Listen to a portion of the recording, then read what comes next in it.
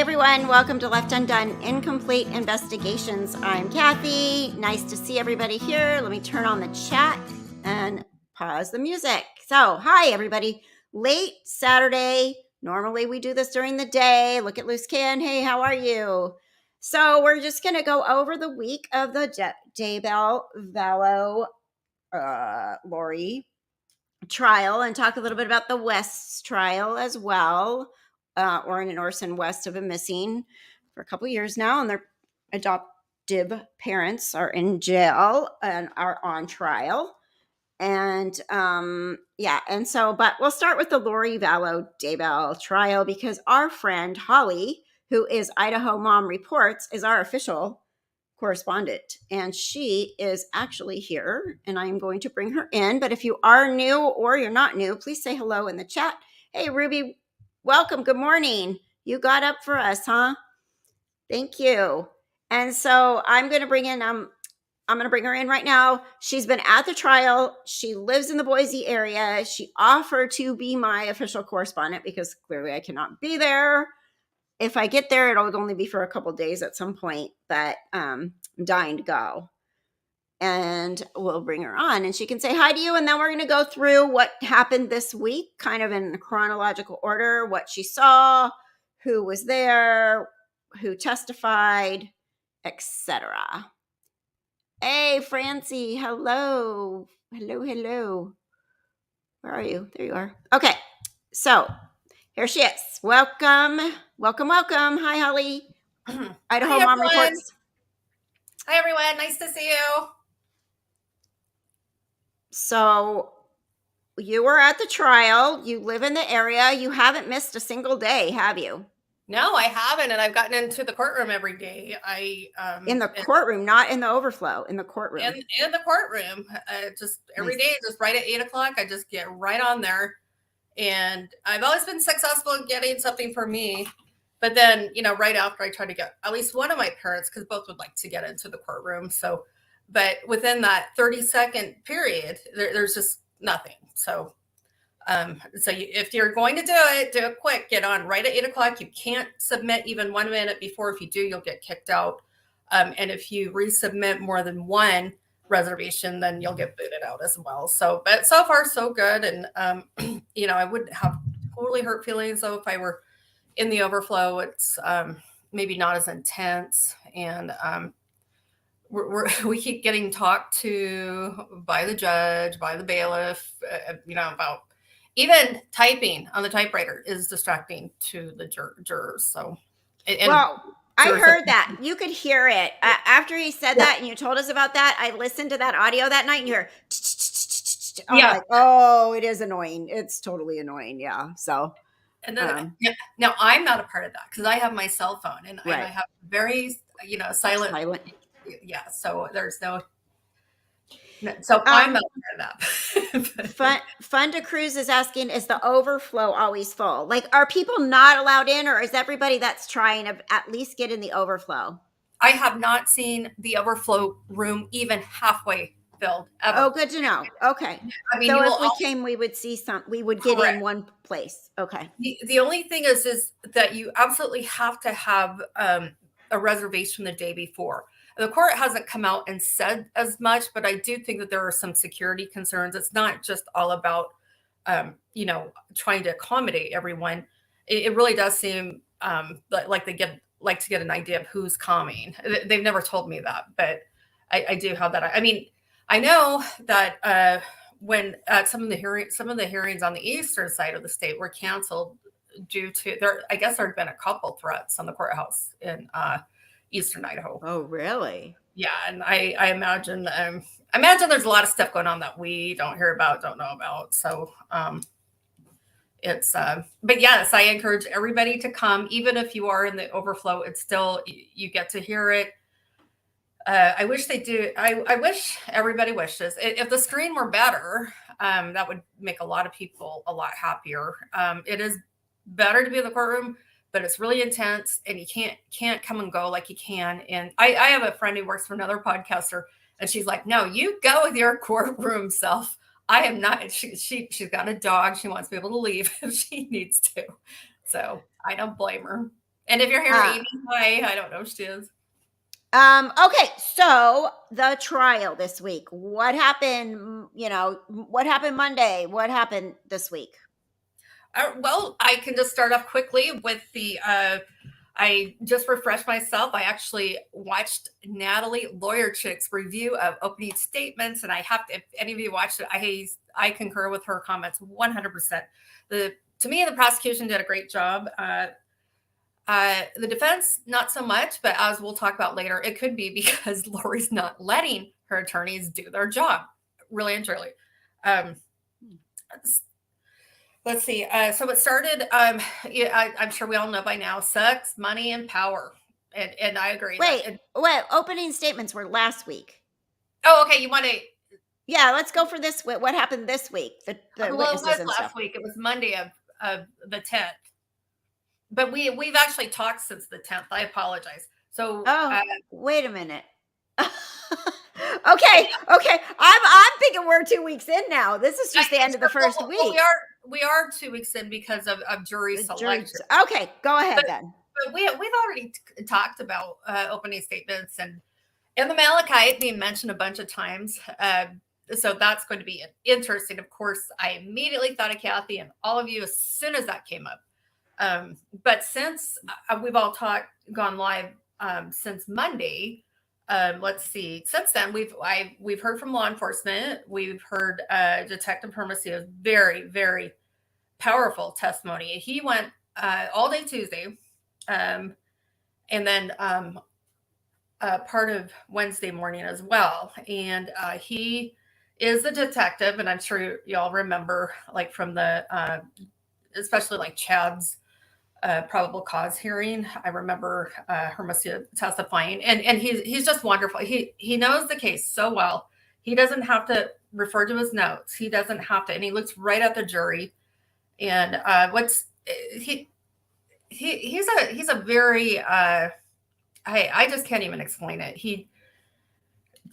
Since he testified, I realized that he set the bench so hard that anybody that comes after him is just not going to compare. So I feel like, other law enforcement personnel, I probably was a little harsh on without realizing, well, hey, you've got Detective Hermosillo who worked this case day and night. He is so passionate about it, and you can just feel how much he cares about those kids. But of course, he's very professional. Like maybe just once did I hear his voice kind of waver, but mostly he was very factual, very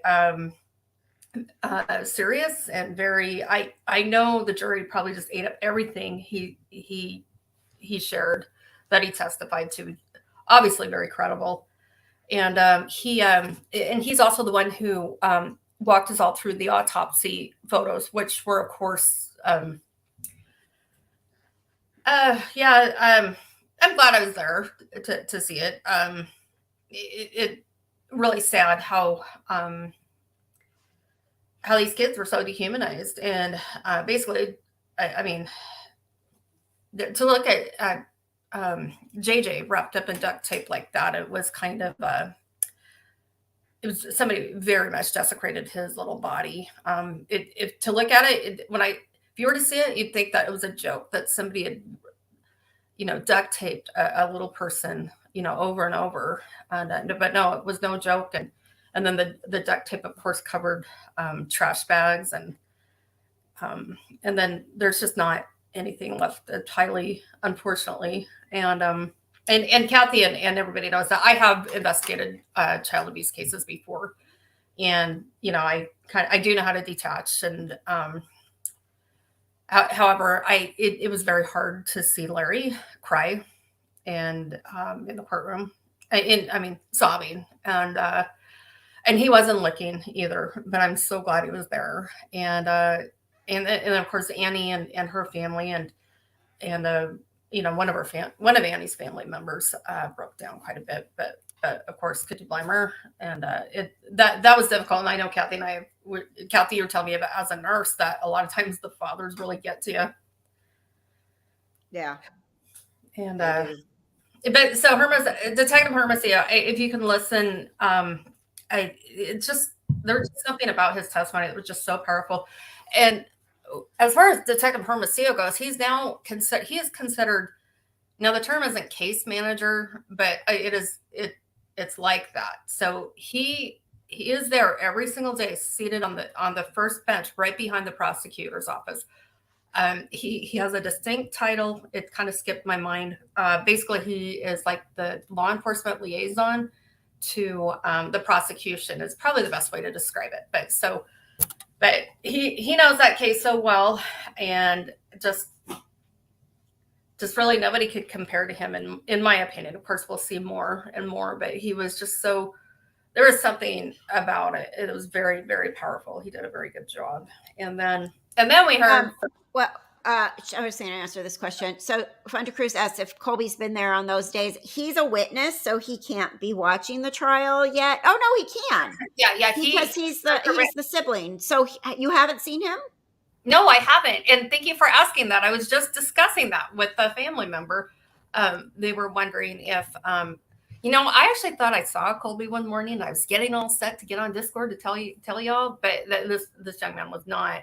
I have not seen him. I know he does have the right to be there.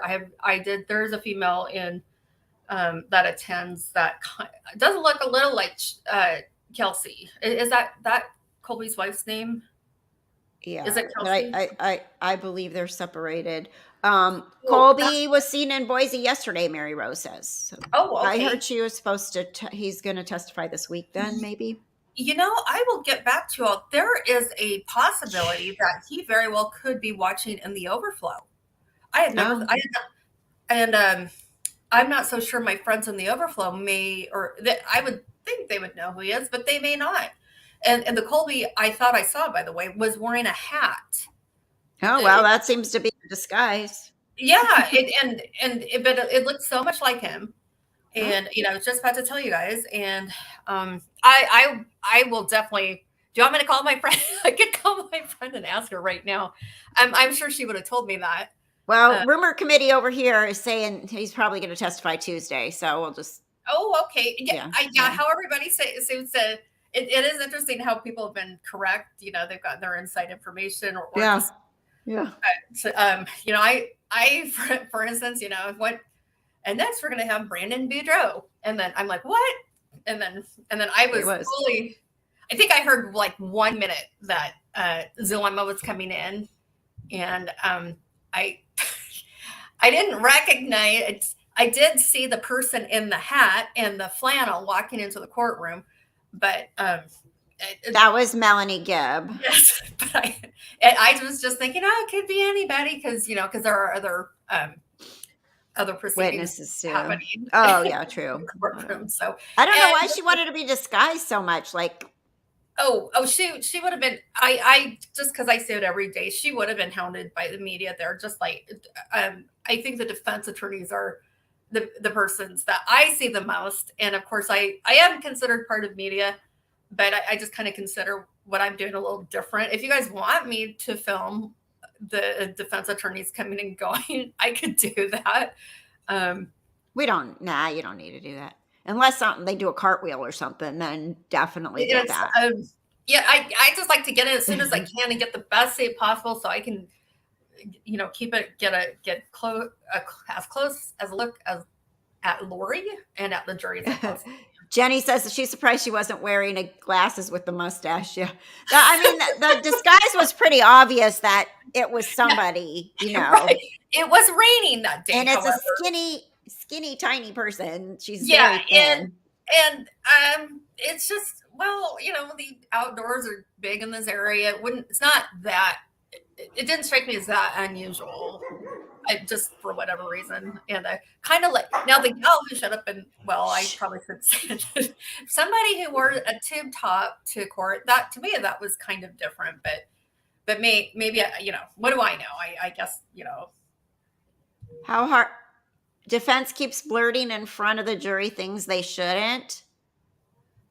I have not necessarily noticed that. Would that be referring to say perhaps Zulema's drug history or? Oh, did they bring that up? I haven't even listened. I haven't listened to this week. Um, sure, they're playing games. I'm sure they are, just like any attorney would. I don't recall, like, that's just a for instance. I know that they cannot talk about, for instance, well, the prosecution cannot bring up, this is for instance, the prosecution cannot bring up the fact that Lori has been charged with the murder of Charles Vallow in Arizona. Oh, they're not allowed to bring that up. No. However, they can bring, but then, so I was just thinking that was all just 404B evidence and it's out, prior acts or whatever. But some of it is allowed in. In fact, quite a bit, all of it's allowed in, except for the fact that she's been charged with it. However, the defense does have an interlocutory appeal going with either. That means an appeal that can happen before the trial is over, or it'll just go through the regular appeals process, if I understand correctly. But for the moment, yes, everything, pretty much everything about Charles's murder that we know of has pretty much been brought in to show a pattern. Just that they don't, but they're not saying Lori's being charged. No, they cannot say that she has been charged. So that's just a for instance in the prosecution that they have. Now, it was interesting that Detective Jacqueline, actually, he referred to, he said, I was investigating the homicide of Charles Vallow, and I didn't hear the defense object. But then also, I should point out too that quite often we do hear jury instruction from Judge Boyce to the jurors that, okay, you will hear this part, but you must not consider, like, for instance, Charles's murder. And then, so, I like that. Zulema was very hard to listen to. Oh my gosh. Melanie. Yeah, they did. I did hear that part. They were trying to strike her testimony in future, I guess, but yeah, Your Honor, I'd like to make a motion to disqualify the entire testimony, and the basis of that was due to it was actually John Thomas who objected on the basis of that Melanie had said that she had communication with prosecution that the defense had, and it was communication the defense would have had a right to.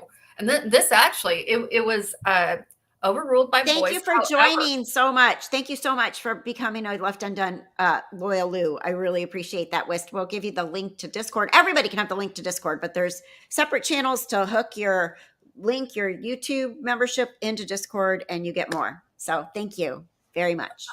Hi, West. It's great. I really like this community, and thank you all. I was happy to do it for Kathy. I'm not so sure I probably would have done it for anybody else. Oh, you're so sweet. You all. Well, because I like this community. It's, it is nice. We have great people. And it hasn't been stressful, because if it were stressful, at this time I wouldn't be able to do it. So thank you for being patient with me, and for everybody that joins in while I'm doing my little Discord thing. Thank you so much. It gives me a little smile while I'm just typing away. Listening. Yeah, she's given us that 10-4 on everything. 10-4, 911, 411. I don't know, whatever. But she's given us it all. Thank you, Lori. I know that there's a way I can get Twitch set up to it and everything like that. Maybe at some point we can do that. For now, I just let me know, let Kathy know if Marilyn. yeah. But for we ask questions too. We're like, wait, what? Who? So it's nice because she's in there. We can watch it. I can even see it go by while I'm working. So if you got to ask me what Lori's doing right then, just type it in and I'll tell you what she's doing right in that moment. What's Lori doing? What's she doing? What's she wearing? It seems like a lot of the journalists have resigned themselves to the fact that that's what people are interested in.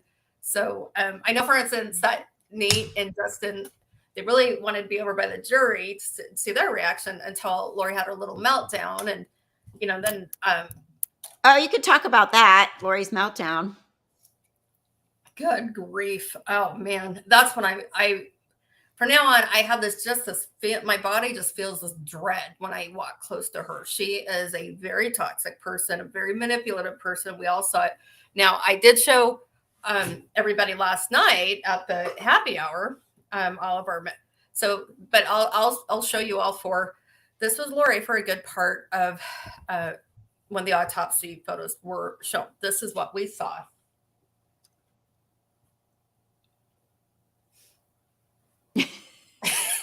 and then it was like that. It was the back of her head for, I mean, you look up and it's like, wow, that witness she's got a lot of hair over it, you know. So then of course there was that, she didn't get her way, and she's like, she wanted out. She asked to be excused from that day, and Judge Boyce said no. That I've heard a couple legal analysts, and including your very favorite, that really handsome young Greek man, Peter Trazelle. Is that his name? Yeah. And I really like him. Lawyer, yes, and I really like him, and I know a lot of people in this community like Peter a lot. I know you do, because he's a handsome young Greek boy. Partially my Greek. Well, yeah. Ancestry, but yeah. I like him because he's so enthusiastic about what he talks about. But he broke it down, and I thought he did the best job breaking it down. Why Judge Boyce said no, you because the question was, could Lori waive her right to be confronted by her accuser, to be confronted with all the evidence against her? And so the question was, well, can she waive that right just because she was so upset and her fragile mental health? And by the way, this is Archibald. Archibald really did a good, as a defense attorney, and I have to keep reminding myself that he's working for her. How is that? That has to be horrible. Absolutely. So he gave it his best shot, but he got shot down because the judge said no.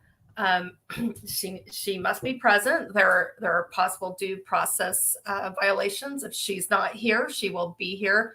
And of course, every attorney that I've watched or talked to since then have all said that there's no way that she hadn't been prepped, that she hadn't seen those autopsy photos before.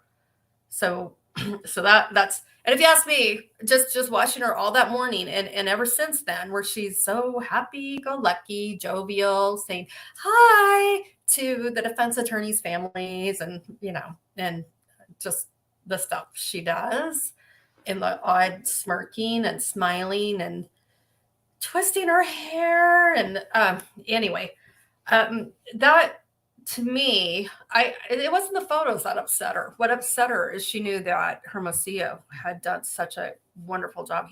He wasn't falling for her act. Remember, she was trying to get the Rexburg Police Department, to buy into her little, oh, I'm so cute act, like Gilbert had and like Chandler already had. It must have really hurt her ego when she realized that she hadn't charmed the Rexburg Police Department. No, she had not charmed Detective Hermosillo. And then she probably saw that the jury was really responding. I mean, you can kind of tell by body language. I mean, it was just such a powerful testimony. And I'm sure she looked around the gallery, and she looked at the juror box, and it just hit her little narcissist. She had her little narcissistic injury. And that's what it's like. And she's scary. It was scary. Yeah, I'm glad they didn't let her out of it. There's no way in heck she's keeping it. Yeah. He didn't say so as much, but it's pretty much like, no, BITCH, you're gonna sit your ASS down. He didn't say it quite like that, but yeah. So we had Hermosillo. So we saw the autopsy, Hermosillo. Then Melanie Gibb came. What was that, Wednesday? Yes, Wednesday morning. And her testimony didn't really have anything new that we didn't know, but she made a mistake, or she got it, or maybe on purpose, about Lori, the life insurance policy. So Melanie Gibb said that Lori knew she was off the life insurance policy before Charles died, but that's not true, because we have all this evidence that showed otherwise, the phone calls and stuff. So I don't know why she said that. Either she slipped up or she's changed her story, which I think she was asked like 2 times, and I can go over it again on Discord, or I could just, from what I remember, it was asked twice, 2 or 3 times, and she kept insisting it was before. And the idea is then the defense, pretty much summarized, oh, so Lori would have not have had any incentive to kill Charles because she already knew that she was off the policy. So basically, putting a dent into the prosecution's argument that Charles was killed for money, for the insurance money. However, but it doesn't matter because that's not this trial anyway. So no, okay. no, it's for one, it's not exactly. Although it could go to like the pattern, but you'd still see that pattern 2 and 3 times up here in Idaho. Right. However, I did notice that the prosecution has really done a great, to me, within the next day with Zulema and other witnesses, they were able to recover the mistake, either mistake or sabotage or whatever. I love that Melanie Gibb is a narcissist who says what she thinks you want to hear. Very true. Oh, just so y'all know, she did not have on that hat and her flannel when she came into the courtroom. She changed. Yeah, well, yeah. So, but I mean, because this is Melanie Gibb, I just thought, because I could see her testifying in something like that. I mean, if somebody told me, if I wasn't there and somebody said she testified, and I'd go, yeah, well, sounds like something she would do. I don't think any of them are that gullible. They all knew. Yes, Ruby. And remember Melanie Gibb saying, I'm as gullible gets. They all knew what they were trying to do. Oh, yes. Demons and people, and I mean, they might believe it actually worked because everybody's like, Alex really believed that these people were zombies. I mean, that's really, I just can't even wrap my mind around that belief. I'd be like, Jenny, you said something in Discord, like, if someone told me that, I'd be like, yeah, no, bye. Let me call your church, call the police. You're crazy. Power too. They all had special places. And Melanie really loved her podcast and her book that Chad wrote that glowing review on. No, she wanted the money that she saw that she could get from a podcast. She wanted the money from her book, her poorly written book. But in Melanie Gibb's eyes, she's on the fast track to a rich, successful career, within the prepper community. I just don't understand if they're just doing it for money. I mean, I know they did it for money, but to kill children, I just can't wrap my mind around it unless you literally have some crazy belief that their babies aren't in there anymore and that there really are zombies. But I don't know, because this is just the weirdest thing I've ever experienced learning about in my life. I have no idea how your brain could be that twisted, there wasn't anything merciful about it. I just don't. I know that there are some instances where it the filicide that is done for, in the person's mind for some kind of compassionate reason because the person's crazy. Like it's Andrea Yates, for instance. I think that would be an example. She had a postpartum psychosis and she stayed psychotic. Right. And I'm not saying this, and I'm not seeing any of the mercy type stuff that we've heard about in other cases. This seemed very deliberate, and it was deliberate because, frankly, Lori didn't want JJ anymore, and she didn't want Tylee anymore. They haven't really gotten into the fact that both were present and potential witnesses to Charles' murder. I don't know if that will come up, but I mean, there's another reason too. And so Lori Day said, I would love to know if you watch the jury, do they have really wide eyes hearing this stuff? What is the jury doing? I've got to give it to the jury. They really are, their faces are pretty much expressionless. Another journalist said that she saw a juror crying during the autopsy. I did not see that. It doesn't mean it didn't happen. I really can't tell you what they're thinking by their facial expressions. I mean, I know myself, I've had a few times where I had to duck my head because I couldn't help it. My mouth just kind of, the gas just kind of came out. But I haven't seen anything like that. That I really can't tell what they're thinking. And these would be people, they don't have any knowledge of the case. That's pretty much why they were chosen. So I worry mostly that it's just so confusing because it would be really hard for somebody to keep track of all the moving parts, you know. So mom of two, why not just give them to the state? It can be a big deal, but less than murdering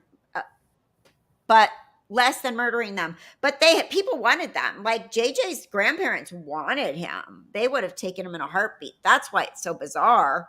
No, and Tylee was, emancipated basically because she was turning 17. She'd already graduated early. So it's just really weird because Lori wouldn't those have been kids could able have been. to spend their Social Security money. Exactly. And then Lori, frankly, she's just a narcissist, and she had narcissistic injury towards Kay. She couldn't let Kay win. Are you kidding me? Colby wouldn't have taken them. Kay and Larry would have taken them. Tylee could live on her own. I did at 16. Lori could have walked away. It was all about the money.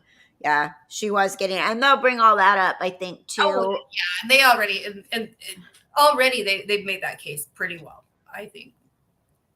Money, money, money. Yeah, a lot of people. Yeah, that's why everybody's. It's. She hates Kay for getting Charles's money.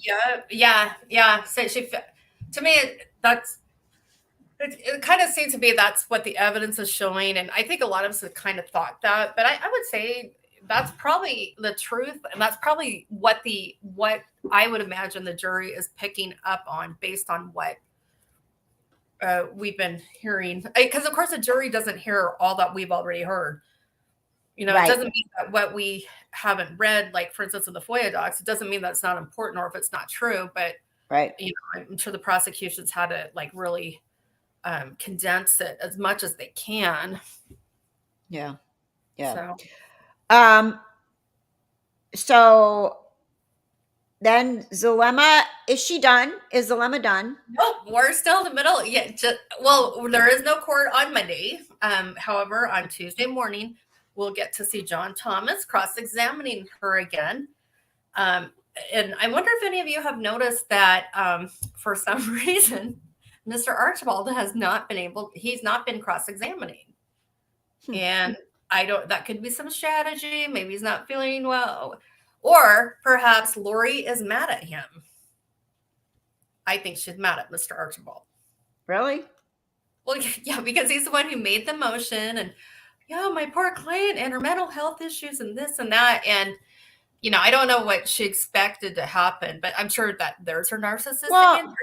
I feel like people, they cross-examine, they're each kind of assigned people to do the cross-examining. So, because they are prepared, they can't both prepare for everybody. So, but he hasn't cross-examined anybody? Not one. Well, let me think. Maybe, he hasn't for sure since Lori's little meltdown, we'll just say. Okay, but so there's been, since Lori's meltdown, we've had 2 police officers and Melanie Gibb and Zulema.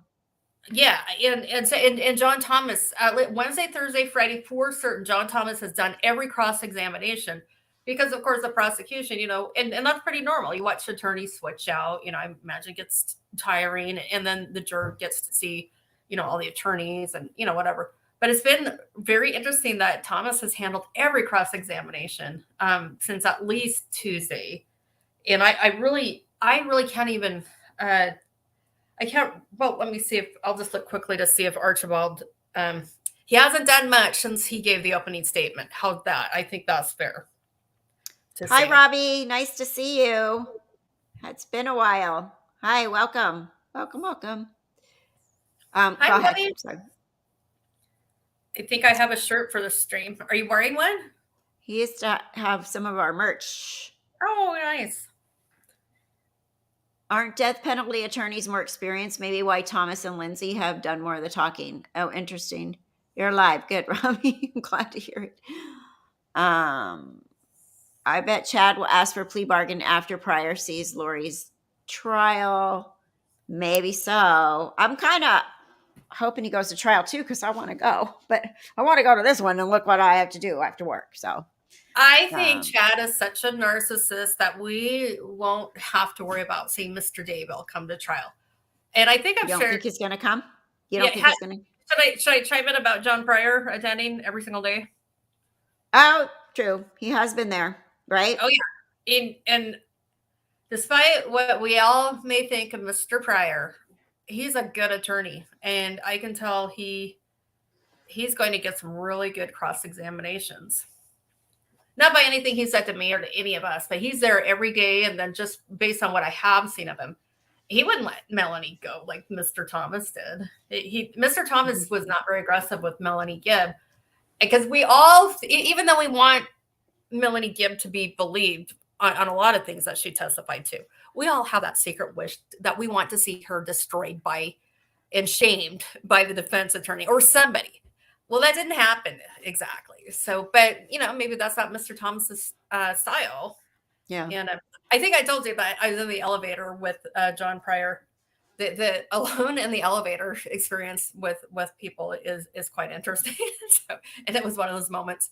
So it was right after Melanie's testimony, and I've spoken with Mr. Pryor before. It is what it is.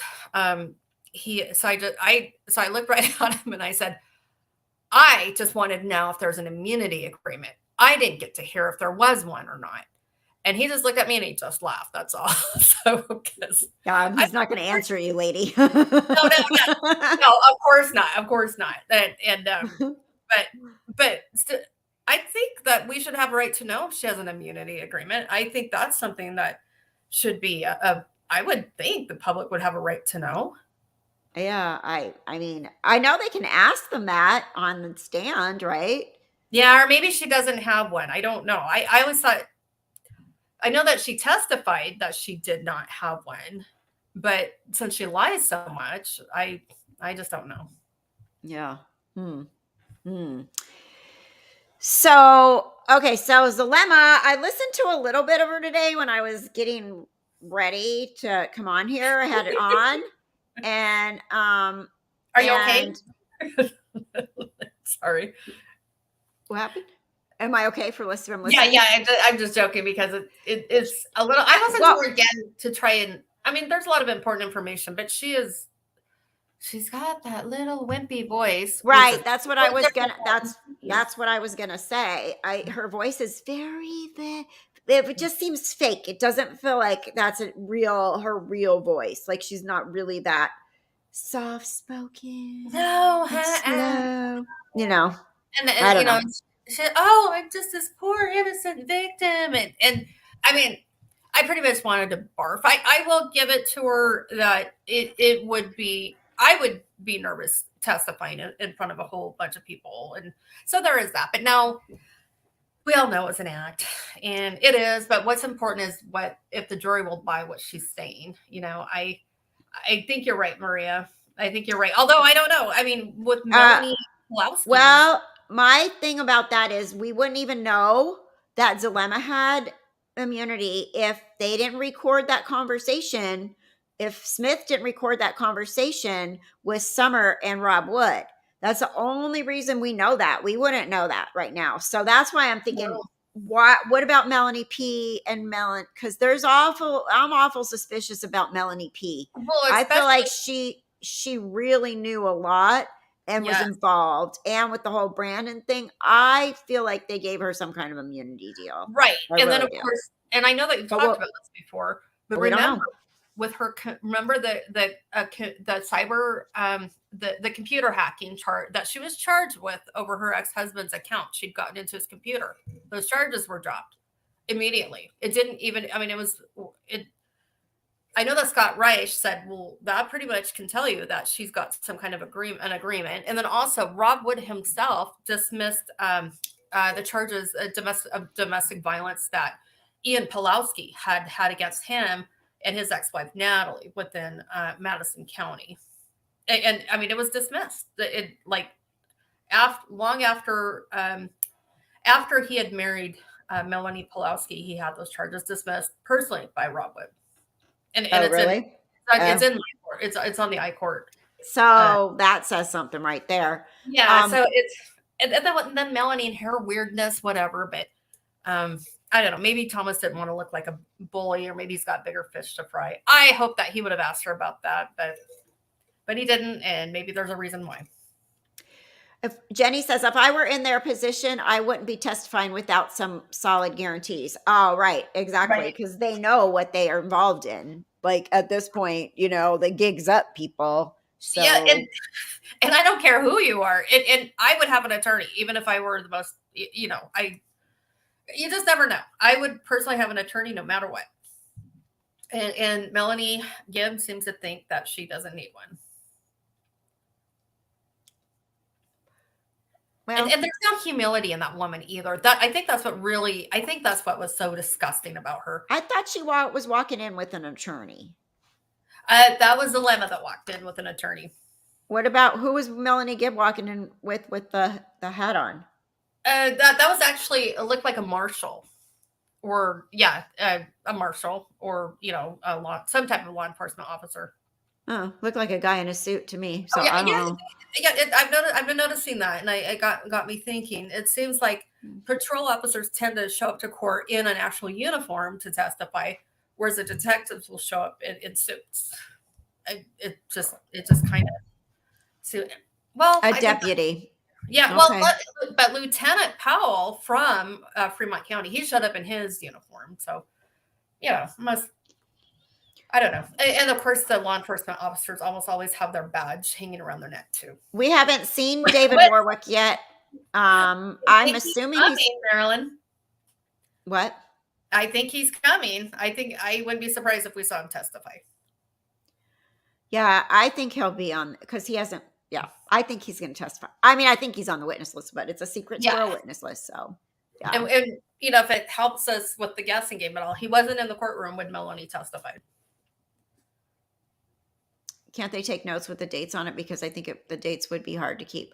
Yeah, and they have notepads, so they can take notes, I believe.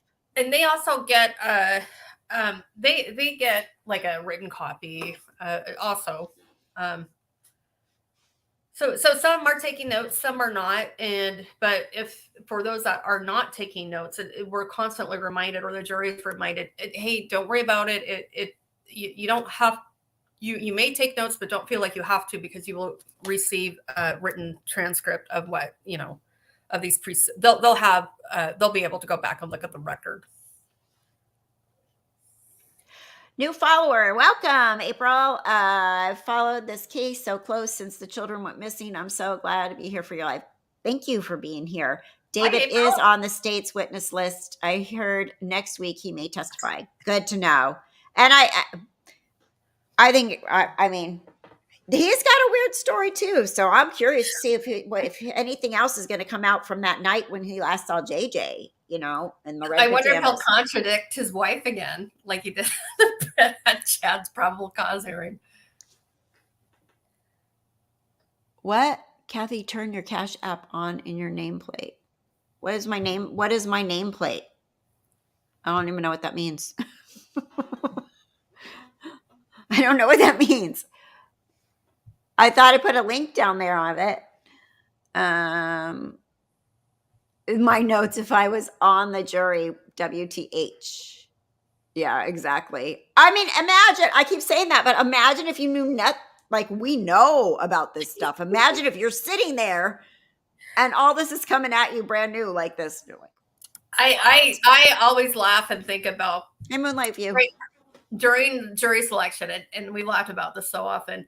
Remember the whole questions of, if somebody has a different beliefs than you do, will you hold that against them? And of course, these jurors were picked. They said they wouldn't. But Kathy, was it you, Kathy, that said that, or somebody else that said, yeah, but these religious beliefs just always right. I was saying that last time. I'm like, okay, yeah, I understand other people have other religious beliefs. Like somebody's Christian, somebody's Jewish, somebody's LDS, but you didn't expect zombies and all this other weird. Religious? Like what? No, that's not what I consider any kind of religious belief. I consider that complete wackadoodle. Thank you, Funda Cruz. Appreciate the super sticker. Thank you very much. This goes beyond just like religious differences. This is whoa. This is yeah. I don't know. And somebody asked from the UK. Hello from the UK. My niece lives in Scotland. When was the last hearing, please? Not sure if I'm all caught up. Um, I'm wondering if they mean like the hearing prior to when trial started or the trial itself. Because the last hearing, I can tell you, it was the hearing that would have been like March 29th. But the very first time I went to the courthouse as a Left Undone correspondent, and that was the hearing about whether or not Kay would be allowed into the courtroom. That was the last hearing, and then since then we've had jury selection, and now we're in the middle of trial. Yeah. Well, I mean, I'm just super curious to see what's going to happen. Monday they're off because one of the prosecuting attorneys, Lindsay Blake, she had a death in her family, so they took a half day last week, one day, Wednesday, and then Monday they're off, but they'll be back Tuesday, so no trial on Monday.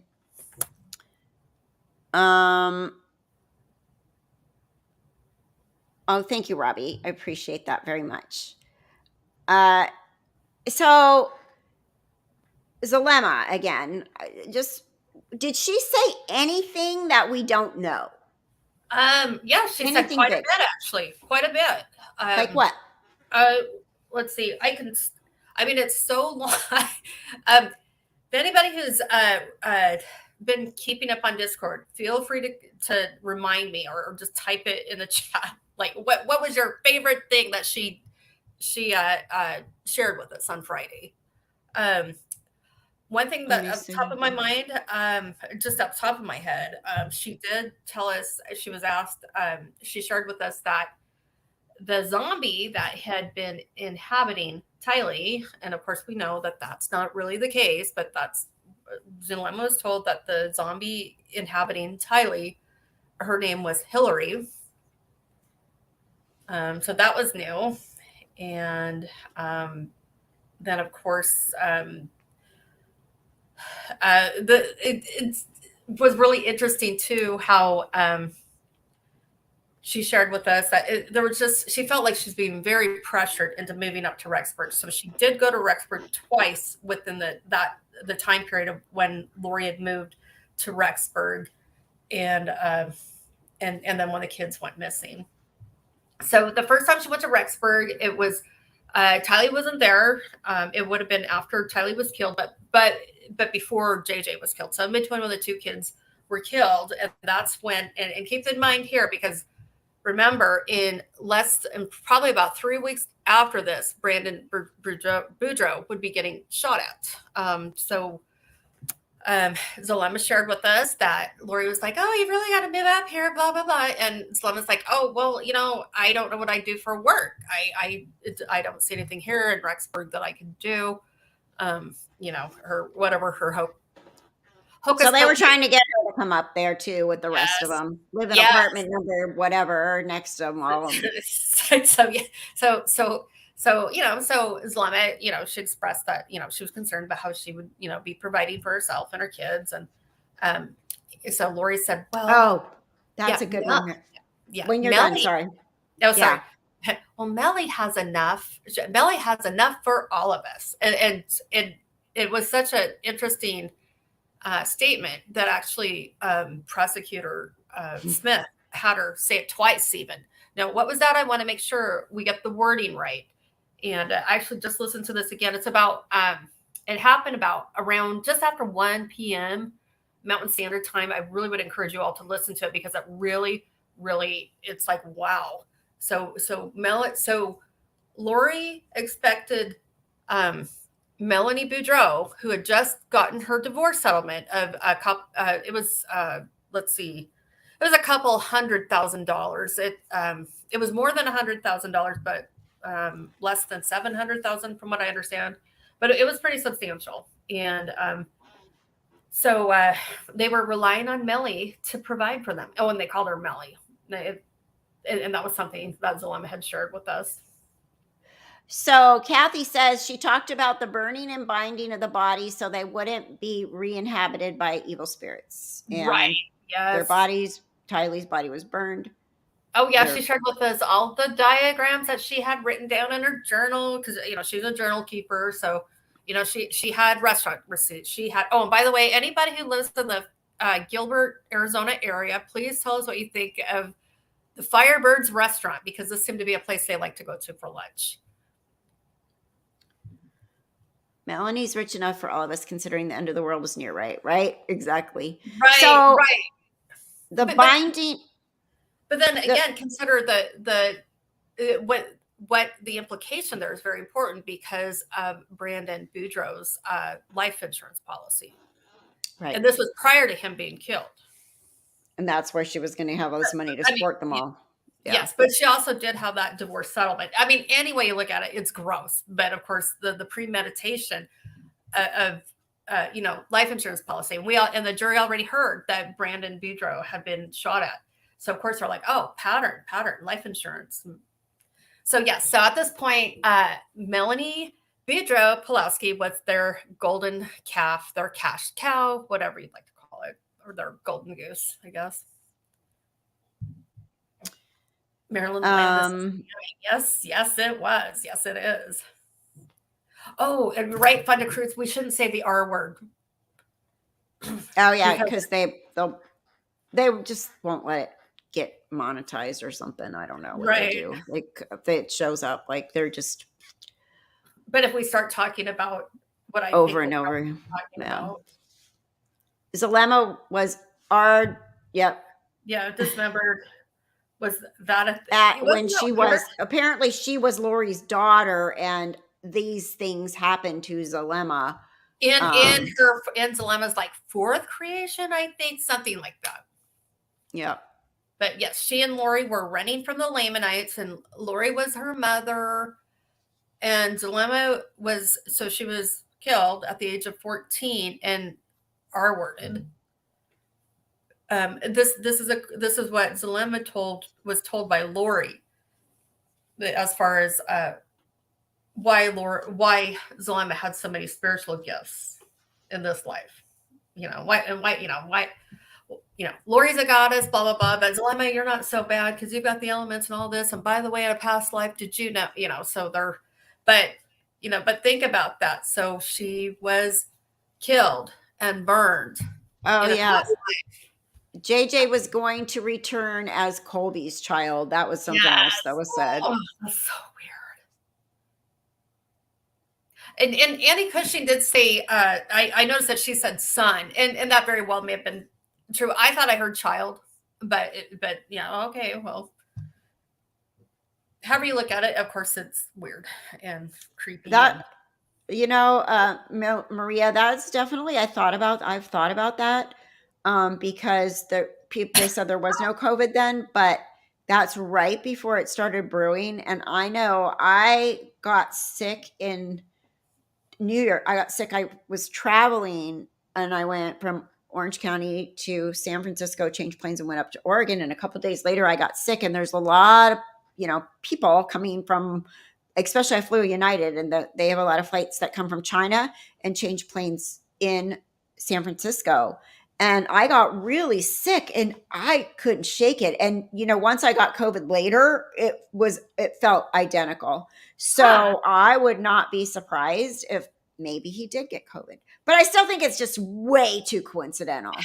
All right. I cannot wait till the Malachite comes up, because it's coming after what was said in the opening arguments. Oh my gosh. I just cannot wait. Dude, if that Malachite did something, we are going to live immediately. Please promise me. I'm going to fall over. Because so many people will have to buy you drinks. So many people told me, oh no, it could have been this and could have been that, blah, blah, blah. I don't think it was Malachite. But when we looked at those rings they bought, they meant something, because Lori's into symbolism. And if Malachite wasn't going to come, and then soon after I made that video about Malachite, within a month, they announced the charges with Tammy, right? So they had to look for something. We still have yet, 5 days into actual testimony, we have yet to find out the actual cause of death.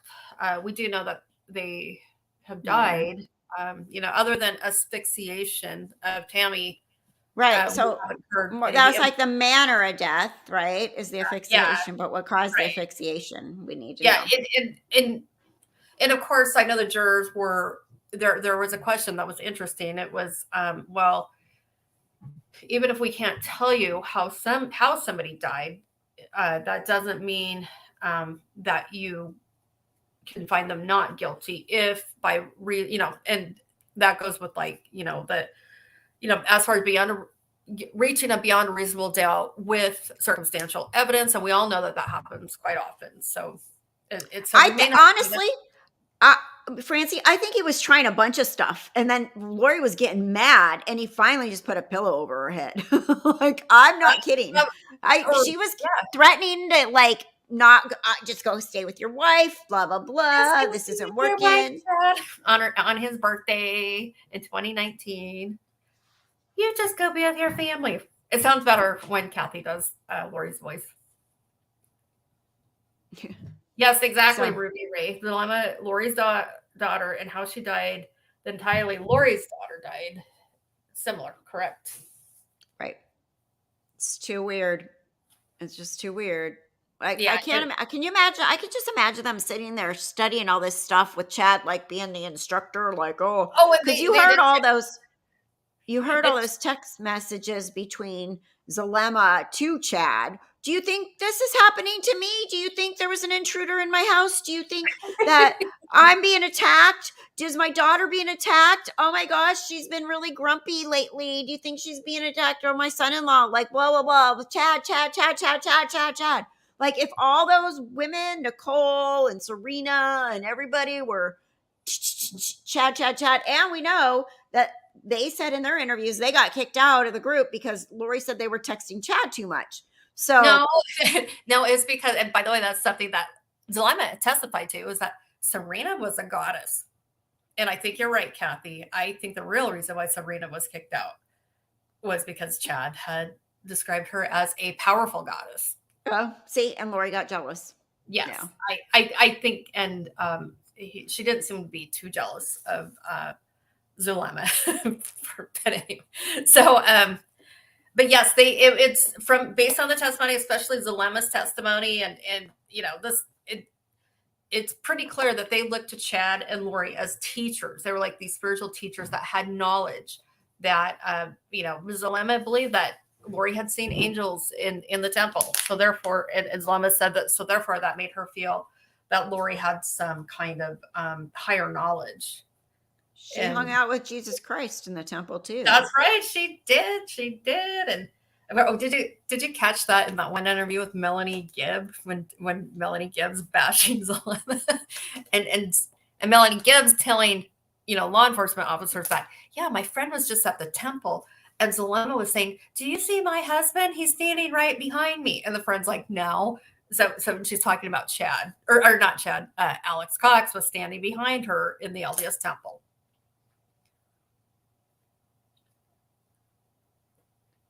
Oh,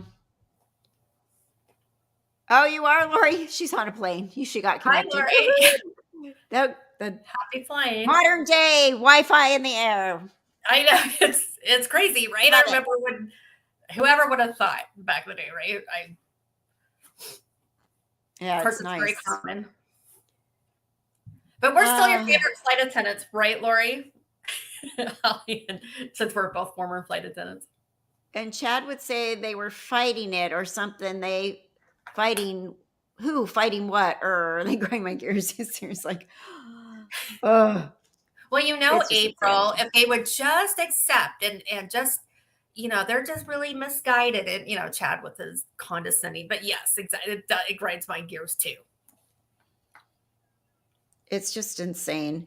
These people are just horrible. And I can't wait. I don't personally, maybe it's my hope, but I think it's going to be short deliberation and they're going to come back with a guilty verdict like they did with Murdoch. I just think it's going to be fast. I feel like, I mean, it's and Lori's going to fold her arms. I still have, from way back when, I probably just like everybody else, a little bit of trauma from when O.J. Simpson, was found not guilty. Yeah, but that was dumb. Well, yeah, and that was way back in the day, and I still really think that They the didn't process. even know what DNA was then. They were trying to tell them Yeah, about DNA, and the right. jury was And like, in that case, I don't even blame the jury. The prosecution. I'm one of the people that believe that the Simpson case was lost because the prosecution did not do their job. I don't I blame. also believe because he was famous and Yeah, people had, that. Lori thinks she's famous. Yeah, but not to people that sit on that jury.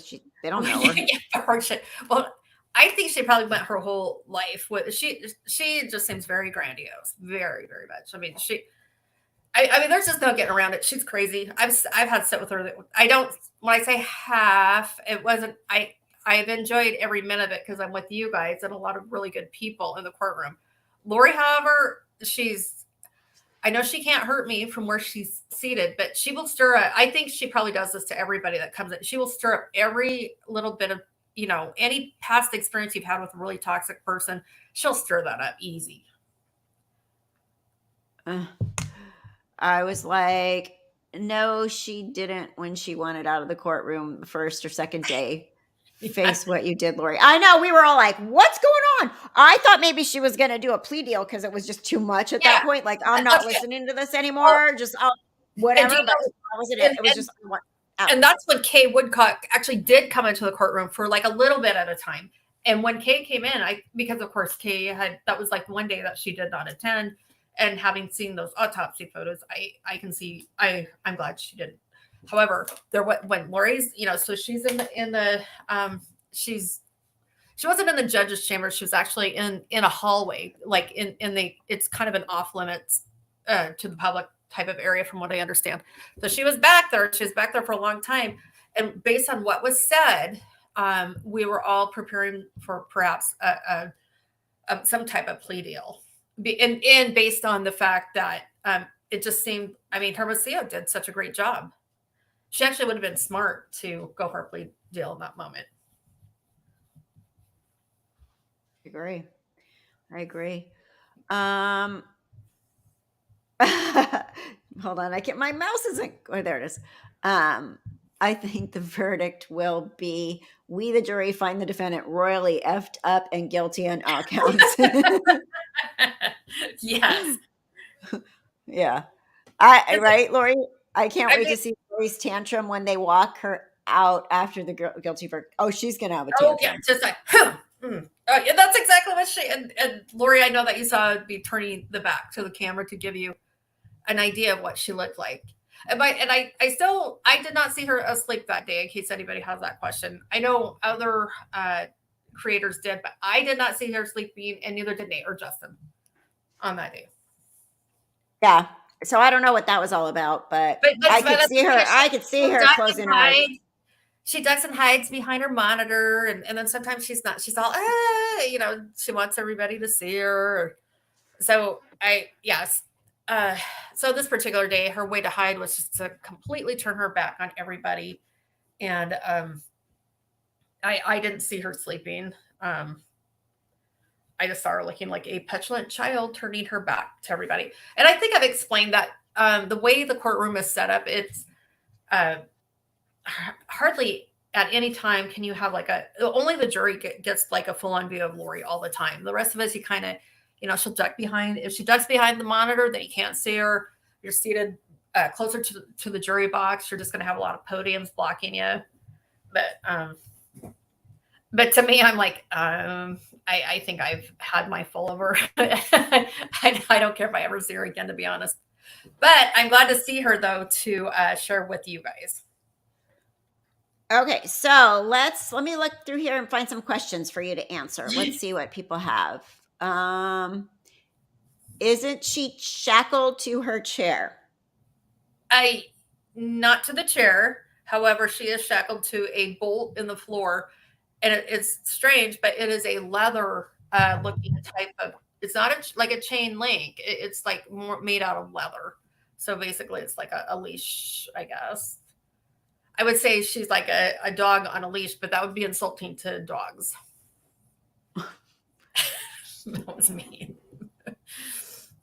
Wiss says, who do you think is meaner, Letitia or Lori?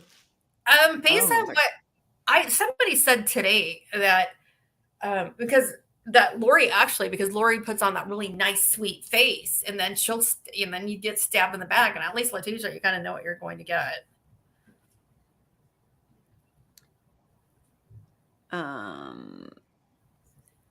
Let's see.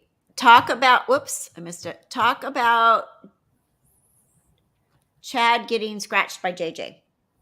Oh, yes, this was brought up by Melanie Gibb, actually. I think it's the only thing she brought up that any of us who've been following the case would consider new information.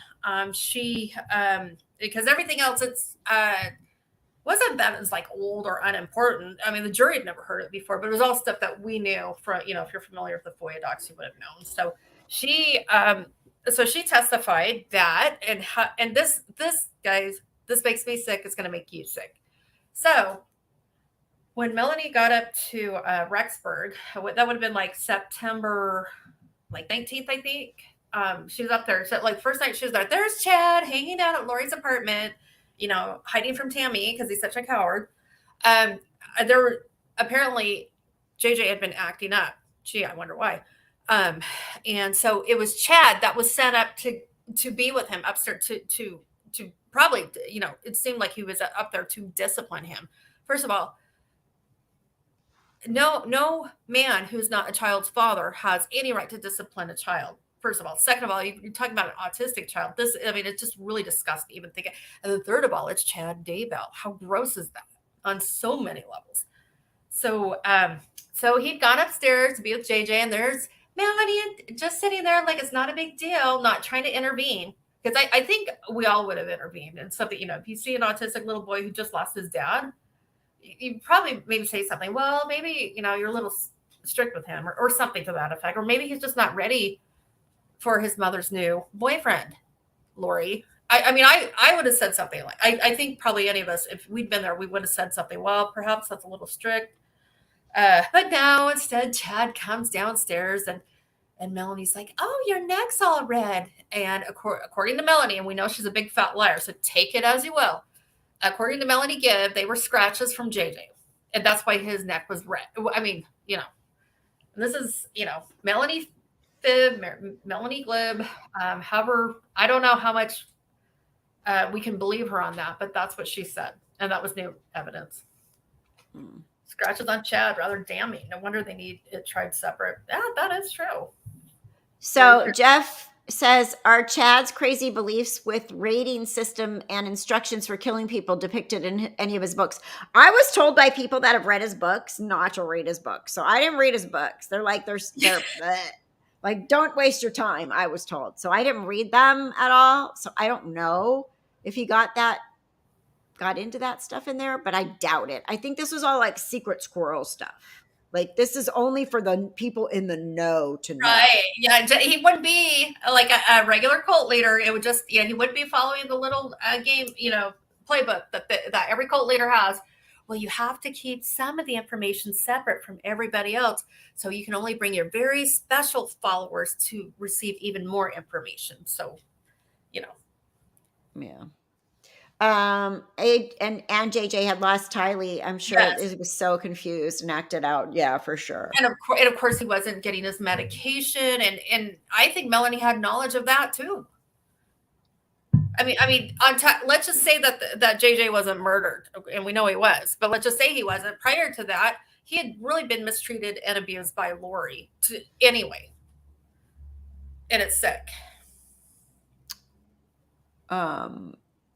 Yeah, and that is true, Mama, too. Sometimes meds just, it depends on the kid, depends on the diagnosis, depends on a lot of things. And then they play with meds so much with kids, with anybody, any kind of stuff like that, behavioral things, I don't know. It's just, all three of my boys are ADD, and we've tried almost everything, and they hated the meds. They couldn't eat, they couldn't sleep, so they just had messy desks and didn't get their homework done in the end.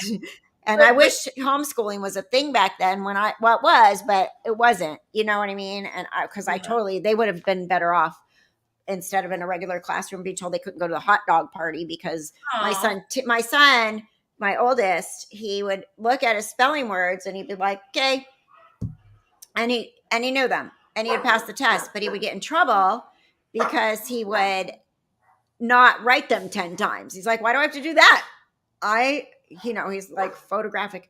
So, Yeah. I mean, yeah. So that's the bummer of everything, because you give kids meds and stuff.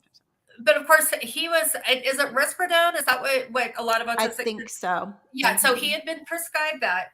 And remember, he'd been under a doctor's care, and he also attended a very special school with teachers, so he was getting very, there's a while there where JJ was thriving. Even he was doing very well and in a very special program. And so I don't think if Lori had stopped, she did stop giving him his meds, and it wasn't done in a way that, well, let's try something different. She was doing it just because she was neglectful and mean to JJ. I just hope Chad didn't torture those kids with a long-winded blessing before they were murdered. Amen, Maria. Yeah, seriously. I hope not too. I hope somehow they put them to sleep or drugged them first, and then they didn't have to fight or no. But I have a feeling that's not necessarily the case. So, all right. So I think I want to talk about the West case a little bit, because we are going long. And I don't know how many of you are following the Trazelle and Jacqueline West case, but we started following it when it happened, when those boys went missing. And I have listened every day to the trial, and I've not heard any solid anything. Every time I think okay, here it is, they're going to give us something. Okay, they got all their devices. They took all their devices. They looked at all their devices. They didn't find anything. And I'm really disappointed the way that investigation went, because they didn't explore any other options, any other people. And from day one, you hear it on the police body camera. This is a fact. Officer Hansen flat out told them, you're lying to us. Day one, you killed your kids. And I don't know why those people did not ask for an attorney. They have not changed their story at all. This case is really crazy, social media wise. I've had people come on here, and there's probably one lurking right now ready to attack, because I'm saying I'm just trying to figure out where this evidence is, this solid evidence, beyond a reasonable doubt evidence. Where is it? So if you don't know, you can't watch it. You have to listen live, and you can't record it. And there are people recording it that the court has already admonished social media, YouTubers, whoever's recording it, to stop streaming it. They're not allowed. It's against the law. But the bottom line, there's really, truly no evidence. Okay, there's a lack of video. They're calling that evidence of the kids actually being taken or leaving. There's people that are like grandparents in the middle of COVID trying to stay away from the kids because they have asthma and respiratory issues, and they're elderly. So they didn't always bring the kids into the houses and stuff. And there's literally no evidence. They moved an hour and a half away in September. The kids went missing in December 21st. Supposedly, that's what the West story is, that they went missing. They were out there. The other kids were at grandma's, and they just up and vanished. So I was like, okay, this is really weird. But there's very strange things that have happened with this case, including the Bio family knowing that these kids were missing, not knowing, supposedly they didn't know where they lived, but knowing they were missing before it ever hit the news. The news wasn't on the news yet. Yeah. They had a witness, the old foster mom. She literally came on, and she said, because the bio mom has said she wanted those kids back. She wanted those kids back. She wanted those kids back. Old foster mom comes on and says she was very close with the bio mom, and the bio mom wanted her to adopt them. So it's gotten really, really murky. And I'm like, where's something solid? Where's something solid? Supposedly the other children are going to testify. They took those other children away the next morning from grandma's house, asked them some questions, took them away. They did get some visitation with them, with the social worker and stuff over the time before they were arrested. But I'm just waiting. There has to be more evidence for that to have gone this far. And so but if there isn't, it's very sad because they took 4 children. 2 children were, if they're telling the truth, 2 small children were kidnapped. The other 4 children were taken away from their parents. 2 were their biological, 2 were their other adopted kids. And these 2 people, married young couple, have been in jail for a year. So it's supposed to be a long trial. I'm thinking there should be more evidence show up, but so far, trying to stay, like, if I was a juror and I was hearing this stuff for the first time, what would be going through my mind? And I haven't heard anything. I wish more creators were as objective about as you to begin with, but especially on this case. And just based on what we've been hearing, though, I mean, anybody who reports otherwise has been threatened, and it's just weird. Right, Mama, too. With all the digital stuff they did, I was expecting to hear something, because that's when I thought the shoe was going to drop, when that one officer was on the stand saying he took this laptop and that laptop and this phone and that phone and this iPad and this device and that device and these thumb drives and these, all the little whatever. Nothing. Like that. And then there's like PIN codes and this and that. And so I don't know. We'll find out. But in the United States of America, and I hope in many other countries around the world, that we don't just throw people in jail without evidence. And if we do, we give them a fair trial. And you need to have evidence beyond a reasonable doubt. Like those 12 jurors have to unanimously agree that those people murdered those children. There's no bodies.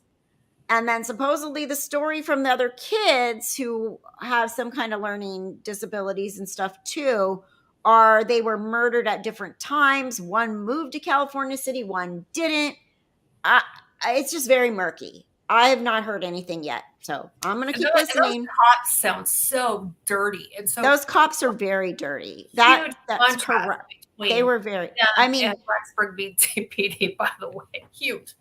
Putting his hands on Jacqueline's knee. Oh my gosh! Remember, we were joking. What if an officer had done that? What if he'd done that to Lori-Vallow versus Jacqueline? I remember we were joking about that. So, I mean, I guess I did announce that we were switching over to the West, because I said we were going long, and I wanted to get on the West before we were done. I don't know if maybe people missed that, but yes, I am on the West because we covered the Vallow Daybell, and we got plenty more to cover over the next coming weeks. But I wanted to get to the West because I did put that up as a topic for tonight, and just tell you what I've heard so far and what I think. And if they didn't do it, then the kids and any evidence is gone. Nothing more can be done, and it will just appear just like them, right? Because they didn't investigate. Like, you at least rule other people out, right? They didn't take anybody else's devices. They didn't, the bio family, the dad, the mom, the foster people, the auntie, because they asked Jacqueline, they said, is there anybody that you would think might come and take these kids? And she's like, the only thing I could think of is the auntie, but she doesn't know where we live. Nobody knows where we live, because they had moved to California City 2 months before.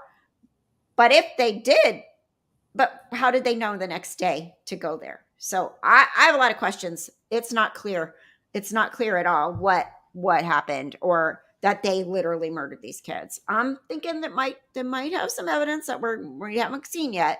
But so far, I have not seen anything that proves to me. And I know people are like, oh, they did it. They looked weird on the camera. They folded their arms. They did this, they do that. But that's not how it works. That is, if this can happen to somebody, it can happen to you.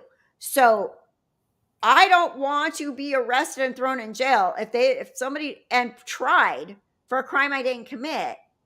if there's no evidence. And so far, Right. I've seen nothing. I've seen cops walk in that door, put that lady in the corner, tell her she murdered her kids day one, tell Trazelle he murdered the kids, tell them they can't go look for their kids, and then yell at them for not looking for their kids. Right. So it's And a weird press conference is not evidence, in my opinion. no. And they also were being yelled at, and it's very awkward. I Yeah, can't very imagine having. Yeah. And they were up all night. They were being talked to by the police all night. Like, and I just wish they would have just gotten a lawyer and zipped it, and then maybe got a better investigation because Kelly, they were are being they accused. sharing the same attorney? I know that you said that Jacqueline has a very good attorney. Yeah. Okay, Yeah. but did they share the same attorney? No, they have two separate attorneys, and I believe there's two juries, one for each. Oh, interesting. Oh, okay. But regardless, it's still, even for either parent, there's not much of anything that you've seen.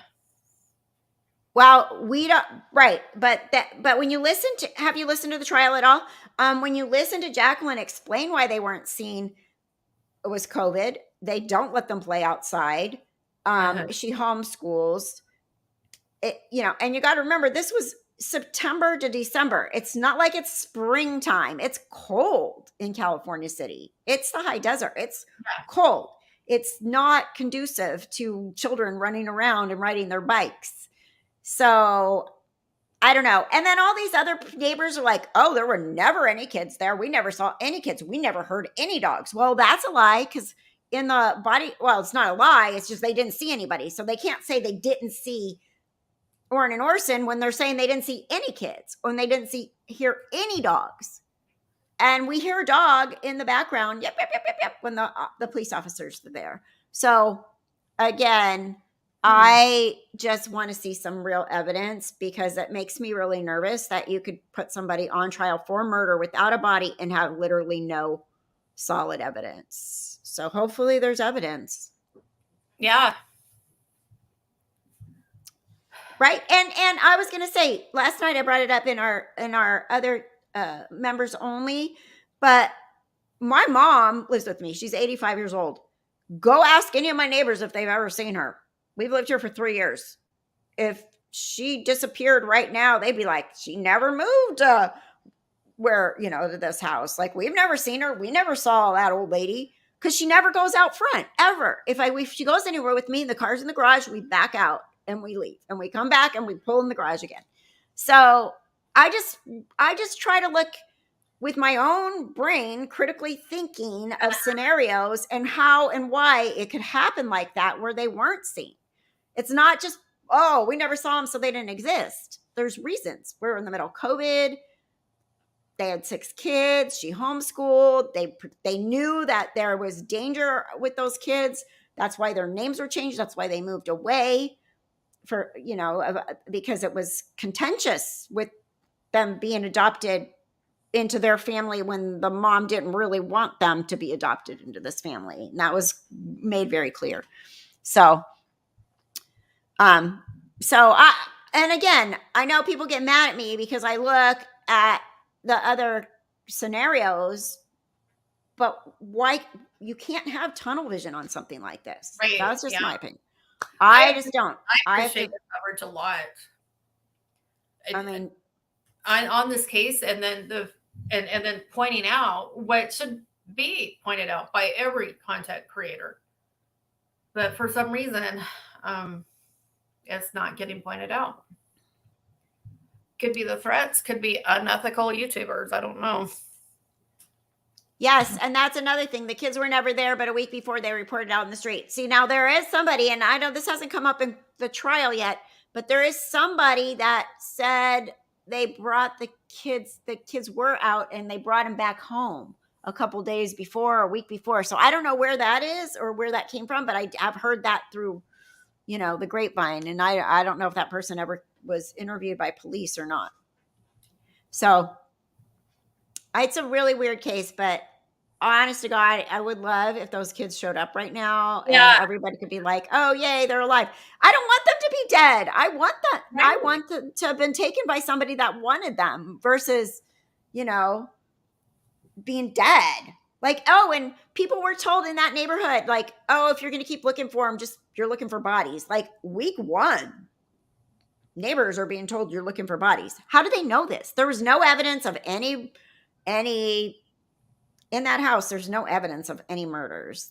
And that's why they were like, okay, well then they never made it here. They were in Bakersfield. They never made it here. And a lot of that, when you listen to the trial, a lot of that is coming right from Detective Hansen or Officer Hansen. Like, he is making this scenario up day Uh-huh. one and telling them this is what happened, this is what you did, without a bit of evidence. That guy's a snake. I do not like him. I think And he's a racist. dirty cop and racist, Yes. extremely racist. I mean, and how certain content creators have not picked up on that or haven't seemed to care is beyond me. They seem to have slipped into the adopt foster system without any real form of income. Yeah, so she did art and he sells beats, and their income, it's not that much money though that they were getting for the 4 kids, the adopted money. It's for a family of 8. Psh, you know, I mean, I don't know. I mean, in California, it No. might be a little bit less expensive area to live, but the money they were getting is not, it's not like they're, woo, we got so much money. It's still, that's still a tight income in California, Right. I can Yeah. tell you, especially. Um, But even I think the DA, now people in that area, it was an election and they were taken to the grand jury, and the grand jury is very one-sided. The only person that presents the case to the grand jury, you don't get a defense attorney there. You just get the DA. So if the DA was really trying to get this case prosecuted, she very much could have only showed, this evidence. So anyway. gosh, and from what I've heard, and by the way, I think I told you that when I was a little girl, my family, we lived in Tehachapi, so I'm very familiar with Kern County. Okay. And it's disappointing. It's so disappointing to hear that it is. That's Kern County, and it sounds really corrupt and really sad. And it's really a lovely, I mean, I like Kern County. I love that area up there. There's so many different places. We used to go to Kings River all the time and on the summers, and it's just, I have good memories spending summers in Kern County. yeah. Yeah, Let's I just see. remember Tehachapi. We'd go to Bakersfield because that was a big city from Tehachapi. And I hear it's changed a lot. But anyway, back to the West. Yes, Lynn, somebody did mention they saw sightings of Colby in Boise, so he'll probably be there Tuesday. Yes, thank you. And I'm just going to go back to perhaps I did see him in the courtroom. Or I'm sorry, in the security line. And then I did not see him in the courtroom, but that doesn't mean that he didn't go into the overflow area. Yeah, but I think that maybe he's staying away not to get. Oh, sure. Yeah, it would make perfect sense. And actually, to be honest, that would be the perfect place for him to observe if he chose to observe. Is the overflow? Yes, because I'm telling you, not even it has yet to even halfway fill up. If you're in Boise, all you have to, you just have to make certain that you get your reservation the day before. And by the way, if you only want to sit in the overflow area, and the people that are hanging out there are really cool. They're my friends. Now that starts at 10 o'clock. That goes that starts from noon to 2 every day. So noon to 2 for the overflow, and then 8 to 10 every day for the courtroom. Oh, to register. Okay. And even the courtroom, quite often it's not completely full for whatever reason. So it holds 60 people, but quite often we'll all show up and there's going to be room. So, and they have sometimes let the overflow come up, people that had wanted to get into the courtroom and then they couldn't.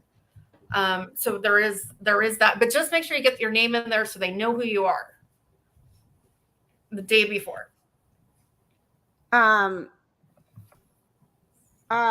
Colby. Oh, another thing I was going to say about Colby. Colby knows more than he's saying.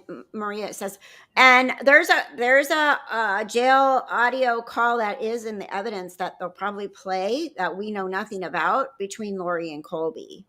From right? August 3rd of 2020. That does sound like it'll be very interesting.